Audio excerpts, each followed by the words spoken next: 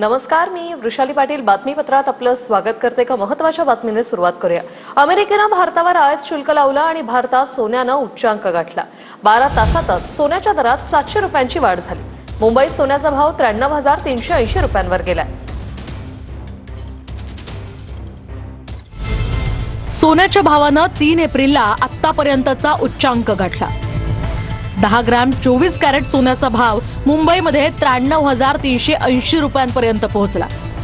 जानेवारीपासून गेल्या 3 महिन्यात सोनं 15,000 महागलंय। 1 जानेवारीला सोन्याचा भाव 10 ग्रॅमला 76,162 रुपये इतका होता।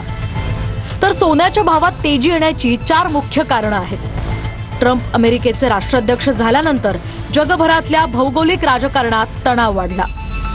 जगभरातले शेअर बाजार कोसळल्यानं लोकांनी सोन्यात गुंतवणूक वाढवली। डॉलरच्या तुलनेत रुपयाचा भाव कमी झाल्यानंही सोनं महागलंय। तर महागाई वाढल्यामुळे सोन्याच्या किमतीत वाढ बघायला मिळतेय। यावर्षी सोन्याचा भाव 94,000 रुपयांपर्यंत जाण्याची शक्यता वर्तवली जाते।